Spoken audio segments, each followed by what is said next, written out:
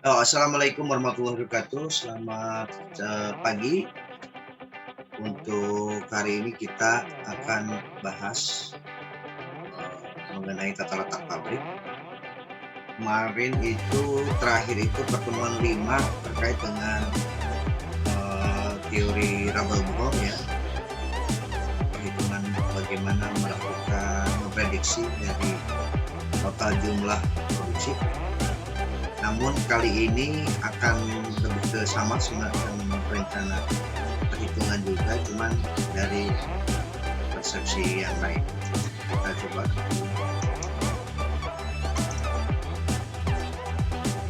Sekarang ini terkait dengan model matematis perhitungan perkiraan waktu produksi CLF itu adalah continuous line flow dan discontinuous line flow. Jadi continuous itu lini produksi yang terus-menerus, continuous yang terus-menerus, dan yang DLF itu adalah aliran yang terputus-putus. Kalau kita lihat, ini ada rumusan model matematis perhitungan perkiraan waktu produksi CLF dan DLF.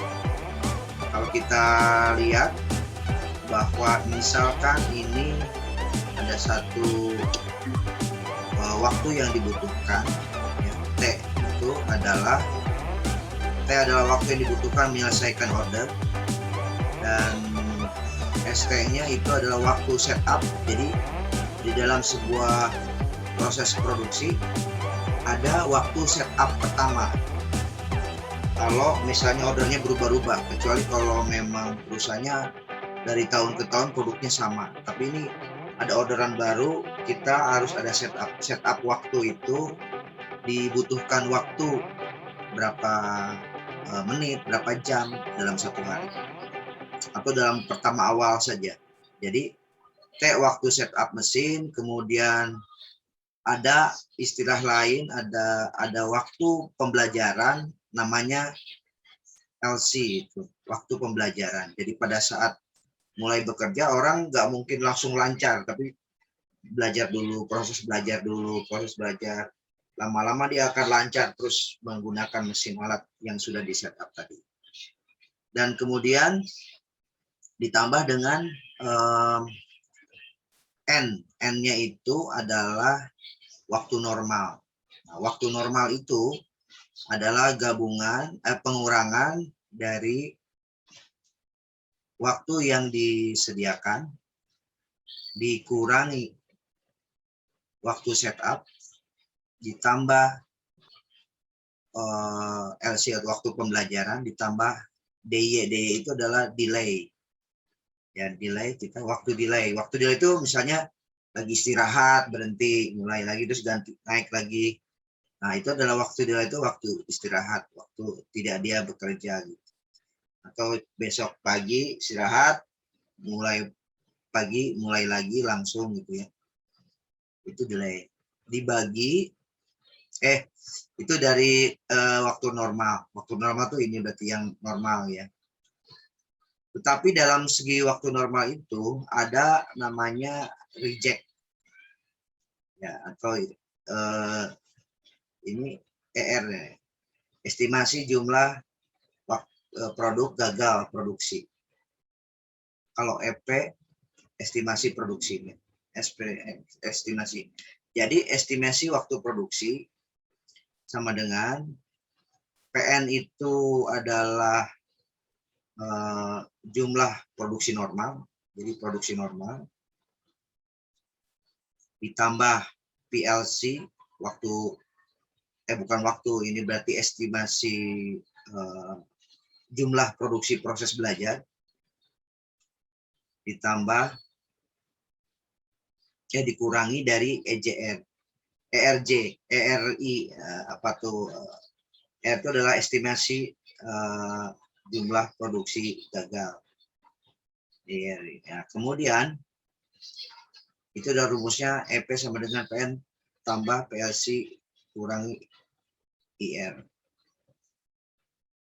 Jadi kalau contoh soal, misalnya jika sebuah order membuat kaos anak dengan kondisi waktu yang dibutuhkan 7 hari, dengan waktu setup 2 jam dan jumlah dari jam 7 sampai jam 12 dan 1 jam istirahat. Setelah itu dimulai kembali jam 13 sampai 17 sore. Dan setiap hari dimulai pada pagi hari ada waktu proses pembelajaran 1 jam awal produksi dengan kapasitas setengah dari produksi normal. Dan interval produksi adalah 1 produk 19 detik dengan 1% estimasi reject. Berapa estimasi perkiraan jumlah produk dihasilkan selama 7 hari? Ini adalah contoh soal. Kalau kita hitung, diketahui tadi kan waktu dibutuhkan 7 hari. 7 hari kali 24 jam ditambah 168 atau sekitar 10.080 menit. Kan waktu setupnya 2 jam kali 7 kelas. Jadi setiap pagi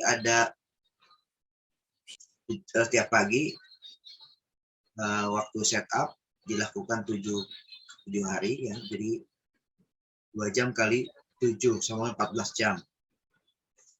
Kemudian waktu pembelajaran 1 jam dikali 7 hari sama dengan 7 jam. Ya, waktu pembelajaran 7 jam.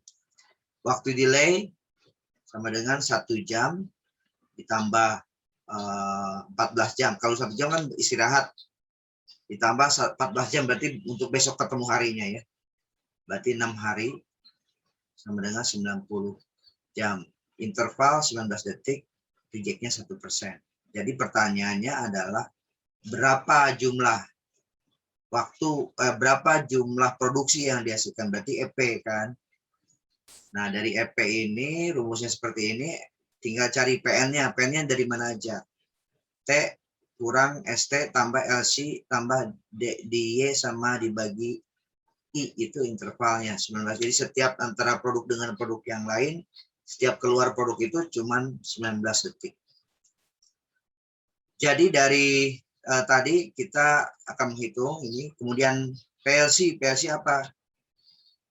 PLC itu adalah perkiraan waktu learning curve. Jadi pada saat pembelajaran.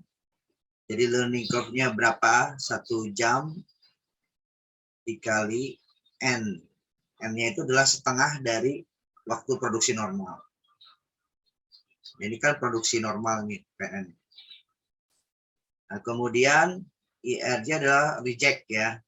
Berapa persen reject-nya? Tadi kan cuma 1%. Dikali PN ditambah PLC. Jadi ngambil dari sini. PLC-nya masuk keluar ke sini, PN-nya masuk ke sini. Nah, jadi berapa kalau kita hitung? Berarti kalau misalnya PN-nya adalah total nilainya adalah 3.420 dibagi I-nya adalah tadi 19 detik atau 0,3166 menit. Nah, kita ambil yang menitnya. Jadi berapa jumlahnya? Nah, ini kalau kita jabarkan nih 10.080 waktu yang dibutuhkan, kemudian 840 adalah waktu setup sekitar 2 jam ya, ditambah waktu learning curve 420, 1 jam ya, tambah 540 5.400 itu 14 jam ya, ditambah 14 jam ditambah 1 jam sekitar 6 hari 90 jam berarti ya. 1 jam ditambah 14 jam dikali 60 hari 60 jam 90 jam maksudnya. So jadi kita hitung sekitar 3.654.000 tambah 0,316, total adalah nilainya ini sekitar 3 dibagi sekitar 10.080, itu PN-nya. Yang kedua PLC adalah 420 dari yang 7 hari itu pembelajaran plus 70 menit dikali N. N-nya adalah setengah dari 0,3166 detik interval. Berarti sekitar 0,1583 kali 420. Jadi sekitar 66 produknya. 66 produk. IRG itu adalah rejectnya. PN tadi 10.082 produk, bisnis tambah 66, jadi sekitar 1% dari 10.000 dari 108. Jadi total adalah PN tambah PRC kurang IRG adalah 10.000 tambah 66 kurangi 108 sama dengan 10.760 produk. Jadi dengan ini kita bisa memperkirakan ke depan berapa produk. Nah, ini adalah contoh tata letak pabrik. Jika sebuah order kaos ini ada contoh soal baru tugas ke-9 yang nanti bisa kalian kerjakan, nanti kirim ke Alaherson Manager, cantumkan tugas 9 nama dan NIM. Ini tugas ya. Terus kemudian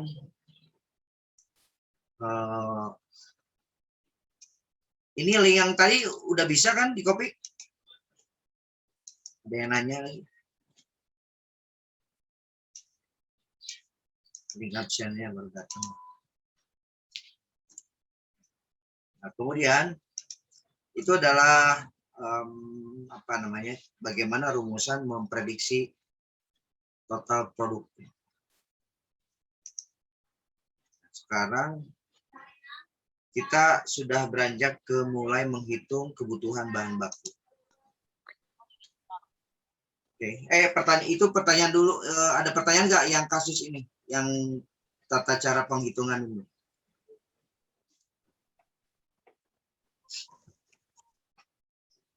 Ada pertanyaan?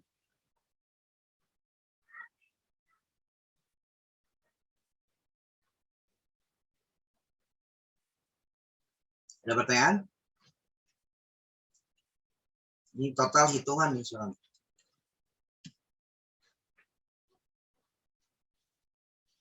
Jadi tinggal pertanyaannya apa, kalau memproduksi bertanyakan jumlah produk berarti pakai rumus yang ini, EP. Kalau ya, EP itu adalah estimasi produksi. Kalau pertanyaan berapa jumlah waktu yang dibutuhkan, berarti tinggal waktu normal berapa. Nah, ini bisa dihitung di sini. Atau pertanyaan waktu yang dibutuhkan, berapa yang dibutuhkan waktunya. Dengan kondisi seperti itu, kita tinggal bisa memprediksi kira-kira butuh berapa hari. Jadi dengan adanya produksi ini sebenarnya tindak lanjut dari rumusan yang sebelumnya itu terkait sebenarnya yang ini nih. Nah, cuman ini perhitungannya akan lebih detail karena berdasarkan bar chart, simulasi bar chart. Kalau sudah memahami ini, baru melanjut kepada model matematis perhitungan perkiraan waktu produksi seperti ini. Oke, ada pertanyaan?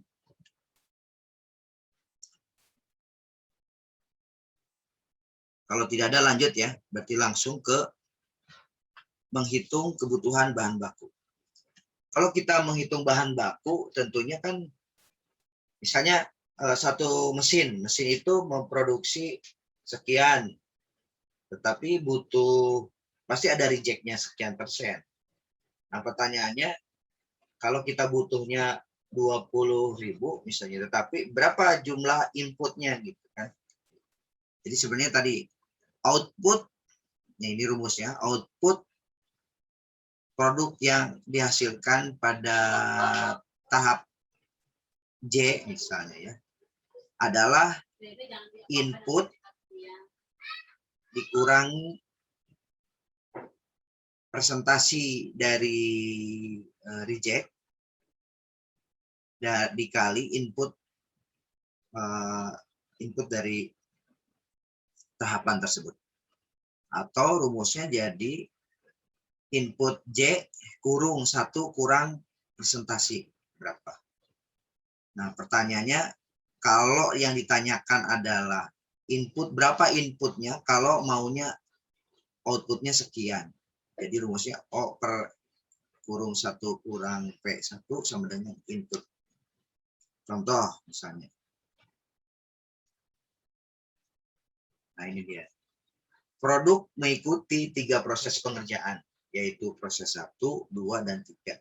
Dengan produk baik yang diharapkan pada proses ketiga adalah 20.000 unit. Dengan estimasi scrap setiap proses adalah P1 10%, P2 5%, P3 15%. Jadi misalnya proses 1 ini runut ya, continuous line flow, itu proses 1, proses 2, proses 3. Ini outputnya menghasilkan pengennya 20.000. Pertanyaan dengan kondisi seperti ini, presentasi 0,15%, rejectnya pada tahap 2 adalah 0,5, ini tahap 0,1. Pertanyaannya, berapa jumlah input pada proses 1? Supaya nilainya jadi 20.000, mendekatilah minimal, jangan kurang, tapi harus lebih dikit lah. Nah, gimana caranya? Cara ngitungnya adalah tadi O sama dengan input. Pertanyakan berapa inputnya. Misalnya tadi 20.000. Ini bukan 2.000, ini 20.000 ya maksudnya.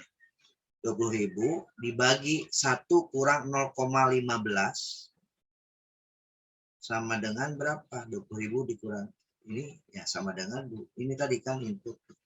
Rumus ini dipakai exercise. Nah, terus kemudian hasilnya 23.259. Ini 20.000 ya maksudnya. Nah, 23.0,259 ini merupakan output, hasilnya kan berarti outputnya ini. Berarti output ini menjadi inputnya. Ini inputnya. Inputnya adalah 23.259, tetapi input ini akan menjadi output dari P2-nya. Dari P2 ini berarti dikurangi 1,005 karena 5% sama dengan berarti inputnya harus 24.76. 24.76 dimasuk ke sini juga. Sehingga akhirnya kita tahu bahwa input yang harus dilakukan adalah 27,520.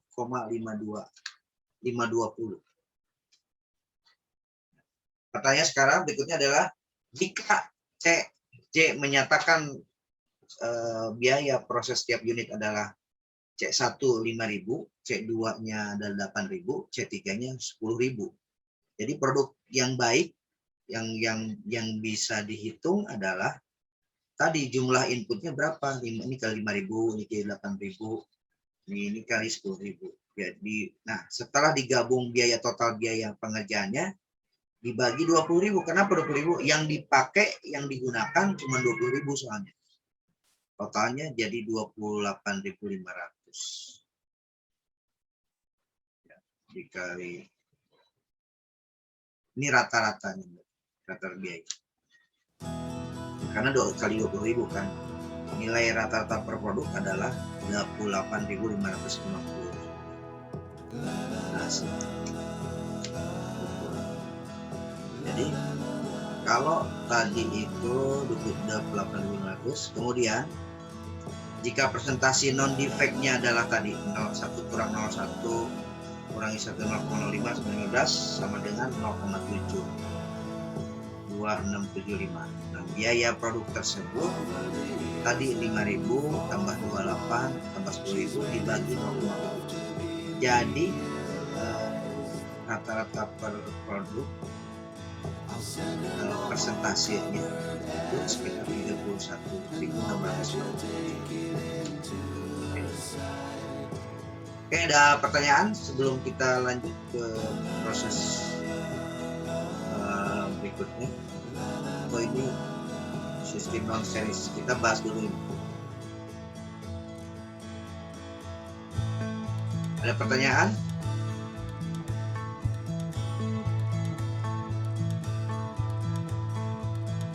Nanti kita banyak hitungan untuk di proses. Oke, utamanya yang di sini nih, yang pengurangan. Nah di sini.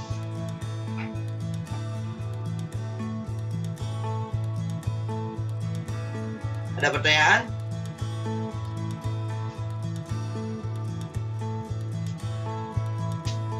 Halo?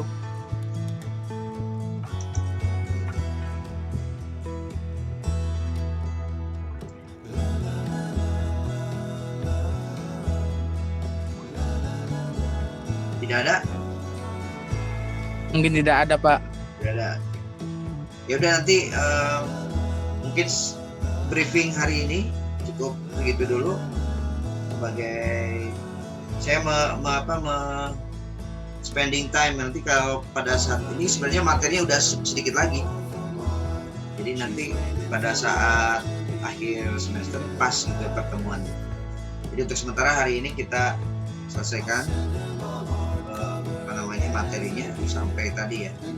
Terus kemudian kita lanjut ke pertemuan yang akan datang. Oke? Itu terima kasih. Nanti ini direkam, nanti kita bagikan. Kalau tidak ada, terima kasih. Wassalamualaikum warahmatullahi wabarakatuh. Waalaikumsalam warahmatullahi wabarakatuh. Waalaikumsalam warahmatullahi wabarakatuh.